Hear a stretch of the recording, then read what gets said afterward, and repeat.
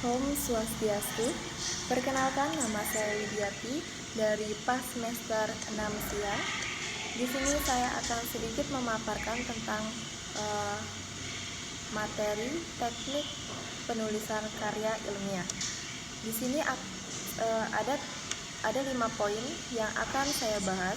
Yang pertama, pengertian karya ilmiah, ciri-ciri karya ilmiah. Yang ketiga, ada manfaat penyusunan karya ilmiah.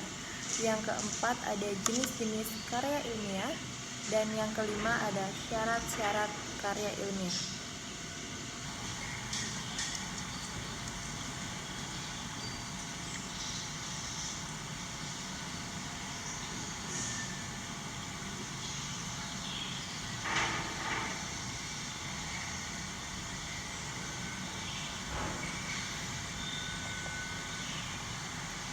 Dan selanjutnya di sini ada pengertian karya ilmiah. Karya ilmiah adalah karya yang disusun berdasarkan satu hasil penelitian dan dapat dipertanggungjawabkan keilmiahannya, bukan hasil rekaan atau pemikiran seseorang tanpa adanya unsur penelitian. Karya ilmiah adalah laporan tertulis dan diterbitkan yang memaparkan hasil penelitian itu atau pengkajian yang telah dilakukan oleh seseorang atau sebuah tim dengan memenuhi kaidah dan etika keilmiahan yang dilakukan dan ditaati oleh masyarakat keilmuan. Karya ilmiah merupakan karya tulis yang isinya berusaha memaparkan suatu pembahasan secara ilmiah yang dilakukan oleh seseorang penulis atau peneliti untuk memberitahukan secara logis. Dan yang kedua adalah ciri-ciri karya ilmiah.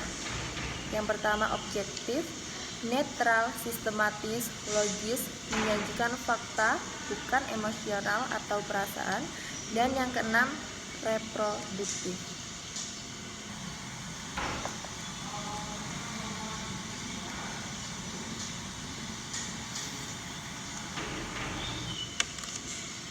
Selanjutnya yang ketiga adalah manfaat penyusunan karya ilmiah. Manfaat bagi penulis. Yang kedua ada bagi pembaca. Dan yang ketiga adalah bagi mahasiswa.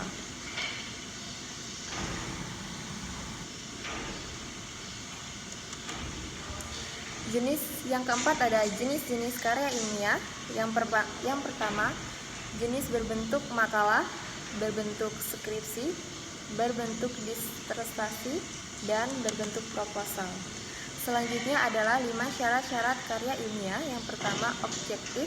Data yang diperoleh dari kenyataan harus dilaporkan dan dianalisis secara objektif. Selain itu dilakukan secara benar, teliti, apa adanya, dan tanpa prasangka, sopan dan rendah hati. Hal ini digambarkan dari kata-kata dan kalimat bahasa yang dipakai, tidak ada kata atau kalimat yang mengurangi pembacanya. Yang ketiga, jujur. Pendapat atau data yang diperoleh harus disebutkan dengan jelas, sumbernya harus diterangkan, bahkan pustakanya sesuai dengan tradisi di kalangan dunia ilmiah. Tidak dibenarkan menipu dan sendiri dengan mengatakan bahwa hasil yang didapat baru pertama kali, padahal dia telah menjiplak dan pendapat atau penemuan orang lain.